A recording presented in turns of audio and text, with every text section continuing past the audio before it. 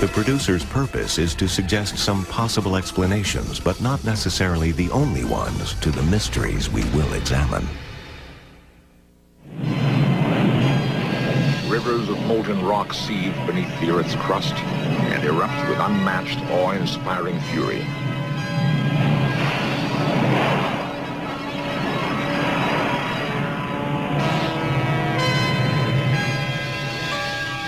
Legend tells us that primitive man thought volcanoes must surely be the home of angry fire gods. Man, still in awe of fire, has learned to tame it. And yet around the world, a bizarre ritual persists. Man knowingly and willingly matches himself against the flames.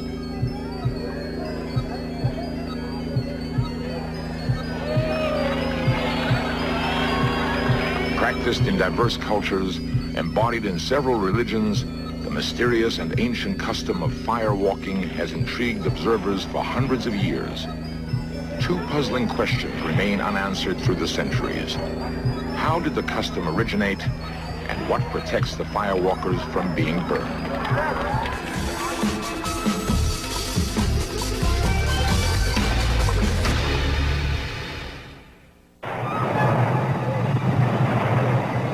With awesome force and brutality, fire destroys all in its way.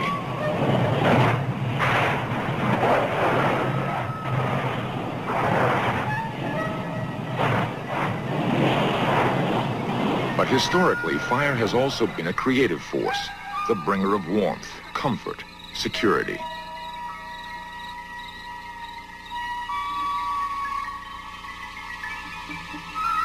Our early ancestors learned to use fire about 400,000 years ago. Imagine the first brave soul who approached the forest fire or volcano and captured the fearful, awesome giant. Suddenly, light and warmth were his, and with it, an easier, more settled life. But it would be many thousands of years before man would learn to make fire at will. This seemingly simple discovery marked the birth of civilization. When and where man began to walk on fire, perhaps to demonstrate his mastery over it, is unknown. In literature, we find fire walking in the Bible and in Hindu records of the 6th century before Christ. It's likely the custom started far earlier.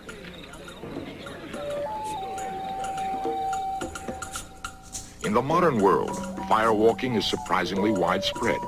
It crosses continental boundaries, cultural and religious heritage.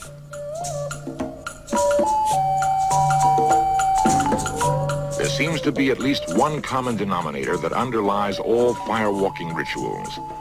A firewalker is considered successful only if he emerges unburned, unscarred. How this is done is a mystery that has puzzled observers for centuries.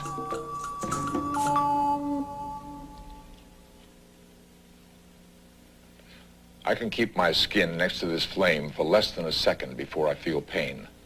A second or two longer, the skin would turn red and blister.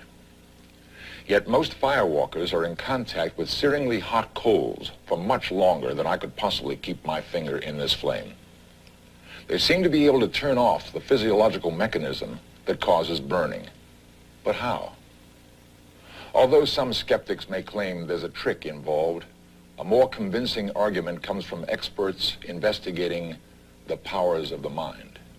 I have spent 18 months in India, Burma, and parts of Tibet, and I've observed firewalking on 2 separate occasions.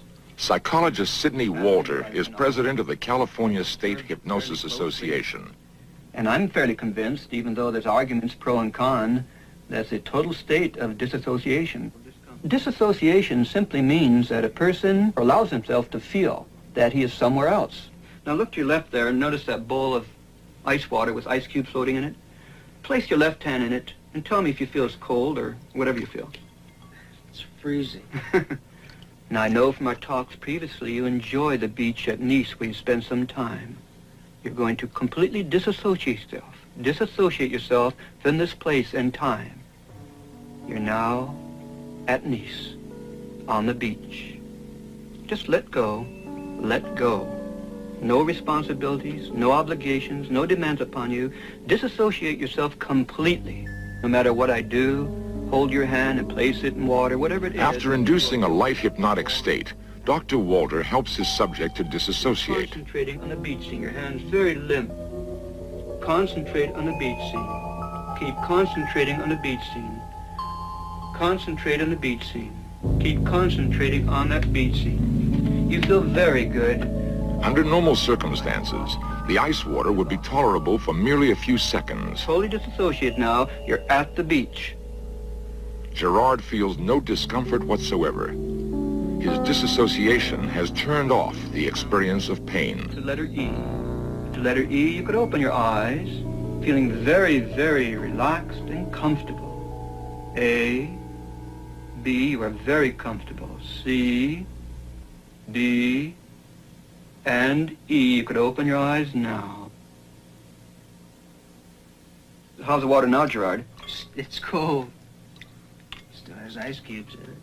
I believe strongly that a person could withstand tremendous discomfort and pain if they have absolute belief they're comfortable, and I believe they could experience tremendous torment and pain if they have absolute belief they have it, even though it's not present. An absolute belief, an unquestionable belief, to me, is definitely a state of self-hypnosis. Can self-hypnosis, however, actually prevent burns and blisters? The remote village of San Pedro Manrique lies nestled in the hills of northwestern Spain. Here, each June, a dramatic nighttime firewalk is the highlight of a festival honoring a Catholic saint.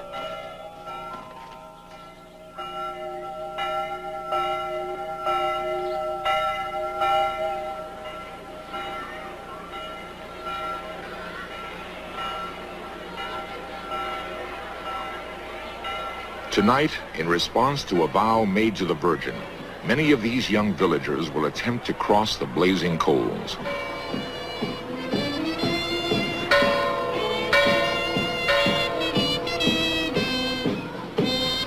The day-long festivities of St. John's Day are filled with both Christian and pre-Christian symbolism. The headdresses of bread in the shape of trees remind some anthropologists of the summer solstice fertility rites of pagan Europe.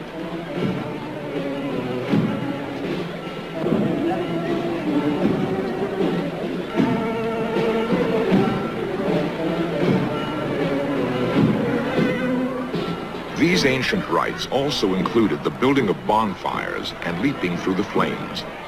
With the coming of Christianity to Spain, the name of the solstice celebration here was changed to St. John's Day. Firewalking occurs nowhere else in Europe except the Basque provinces of Spain and France, and in the mountains of Macedonia in Greece. And then it is night. The fire can now be made ready.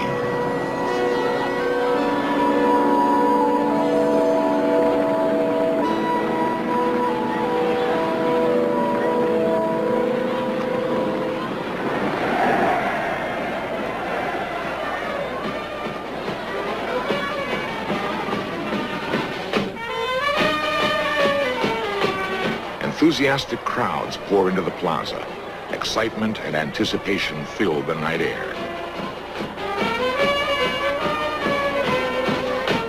The fire bed is now searingly hot, in excess of 1,000 degrees Fahrenheit, 5 times the heat necessary to boil water. No one knows who will be the first to walk. Once he is chosen, a sense of danger, expectancy, grips onlookers and firewalkers alike.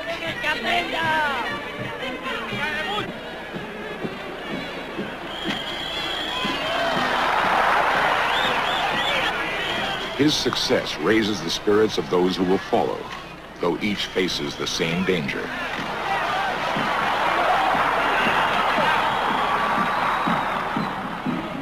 The Spanish firewalkers believe that the extra weight of a rider helps ensure success.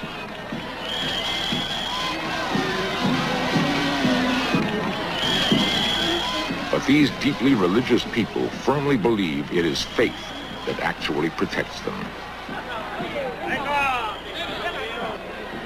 If intense belief does induce a state of self-hypnosis, it is possible that this could bring about physiological changes and prevent burning. But there are those who believe the real answer lies in an even more mysterious realm of the human mind. India, land of ancient mysticism.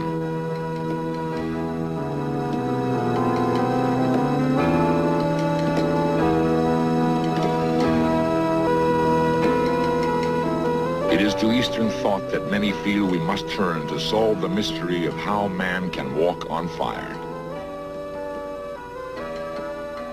In yoga, we can very definitely experience the existence of what we call the energy body.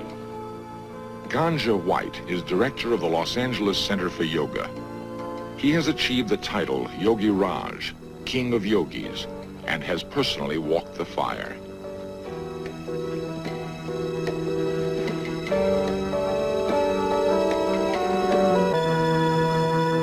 We are not just this physical body. There are subtler and subtler energy forms animating the body, both physiologically speaking and psychically speaking. And the energy body itself corresponds actually physically to the shape of the physical body. And when walking on fire, what happens is this energy projects itself beyond the physical body for perhaps an inch, creating sort of an insulating effect between the body and the hot, burning hot coals. And this protects one from injury.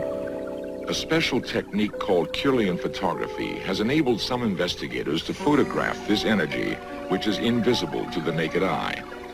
The aura or glow surrounding the finger is believed to be formed by the energy emitted from the body. Although the naked eye may be unable to see the energy, it is believed its powers can be easily demonstrated. Using 2 fingers each, the 4 people are unable to lift the 200-pound man. But according to yogic theory, this placement of the hands will awaken the energy bodies of all 5 people and bring them into alignment like a magnet, thereby increasing strength. Quickly, quickly, quickly, now lift.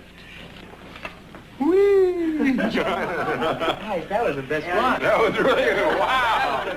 I know there's no trick involved. It works. How exactly it works is something we'll discover as we develop these new sciences. While Western scientists search for answers with special cameras, the Hindu firewalkers are satisfied that the true answer lies in faith. If one has sufficient faith in the god or goddess, one will be protected from burning. To the island of Bali in Indonesia, many elements of Hindu religion were brought by early migrants from India. In India, this man might be called a yogi. Here he is called a shaman, a priest. Many similarities exist between firewalking here and in India, except for the coconut husks, which replace wood as the source of the fire.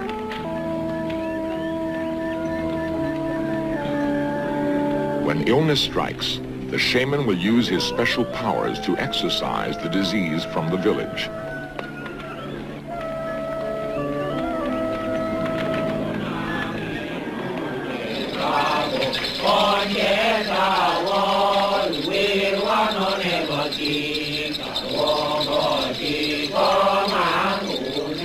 This centuries-old rite requires that the shaman go into a deep trance.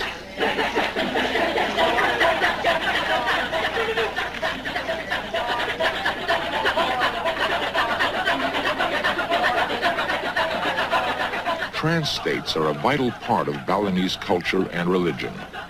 A whole repertoire of animal trances exists. In this ritual, the shaman carries a symbolic horse. The Balinese believe that the entranced man has literally become the horse. His own soul has temporarily left his body, to be replaced by the soul of the horse.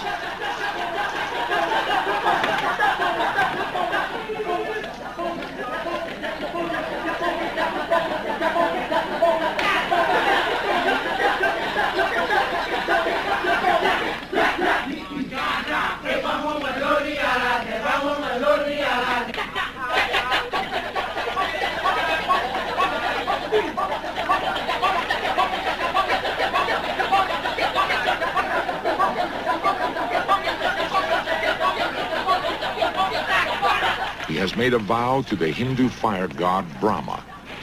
Only if he fulfills his vow to stamp out each blazing coal without being burned will the ritual be a success.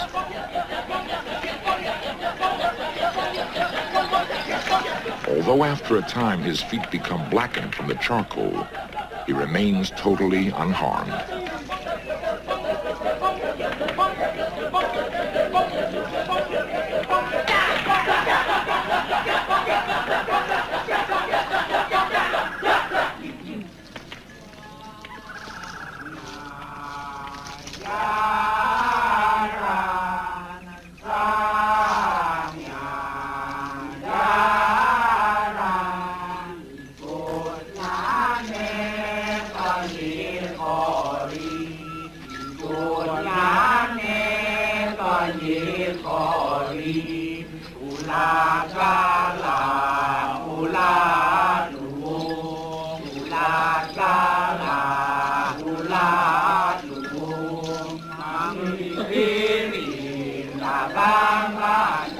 The last coal has died, his magical powers have prevailed, his vow has been fulfilled.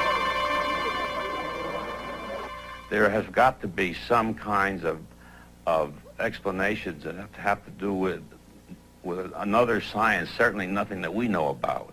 And I think that other science is in the area of parapsychology. Dr. Gerald Feigen is a well-established San Francisco surgeon. Several years ago, while on a trip to the South Pacific, he participated in a firewalk ceremony. My feelings prior to the firewalk and during the 6 hours of preparation were rather kaleidoscopic. They go in and out into the occult, back to science. My background in science naturally would make me cautious and make me want to understand what was going to happen in this thing. Traditionally, in Polynesia, the rocks are heated for 2 full days. When ready, the 1,000-degree heat can be felt several yards away. I was standing away from the firewalk about 10 or 15 feet and watching the natives make their walk across. It seemed to me that the whole performance was extremely eloquent. Now, this is where I began to succumb to the entire metaphysical mood. In that silence, you could almost feel the eloquence of this dignified act of defiance, as if to defy all the great forces that have made man feel somewhat smaller than God. Things like volcanoes and rivers and mountains and so forth. And as they walked across, I began to feel that it was possible. I found myself bending down, taking off my socks, walking over to the priest, and I was conscious of a peculiar paradox. There was an intense heat from my knees upward, but my legs and feet felt cool. And when I stepped off the bed, for that moment I felt that I had had a brief challenge, not only by the mystic and striking forces of the universe, but also there was a slight tipping of the hat to death. What compels man to tempt death by braving the savage fire? The answer may well be as old as mankind itself. According to legend, firewalking in ancient times was practiced even more extensively than it is today. But no legend reveals the answer to the ultimate mystery: how and when did this bizarre custom begin? What could have compelled so many people at such far reaches of the world to pit themselves against one of nature's most awesome and terrifying elements? Although a definitive answer may never be found, there is a startling piece of evidence that points to a radical new explanation. A careful study of the locations where firewalking is done reveals an amazing correlation to the Earth's volcanic zones. Perhaps long before recorded history, and so long ago in geologic time that the geologic record has been buried, a cataclysmic eruption covered much of the Earth's surface with molten lava, killing thousands, if not millions of people. Imagine the awesome panic of our ancestors trying to outrun the advancing fire, watching bodies disappear forever beneath the seething fury. To those who survived, managing to cross the lava safely, this must have seemed the world's greatest miracle. The gods of the fire mountains had spared them. In thanks, and as an expression of their devotion, the miracle would be reenacted ceremonially down over the centuries. The story passed along from parent to child, but a story from so far out of the past that its original meaning has been lost for all time, except in the hearts of men.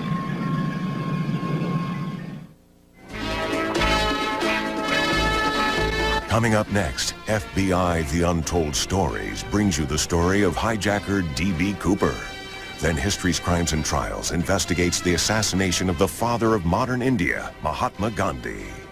And later tonight, a museum in a box, startling letters from Mary Todd Lincoln and other fascinating things from the past with a story to tell on History's Lost and Found at 8 here on the History Channel, where the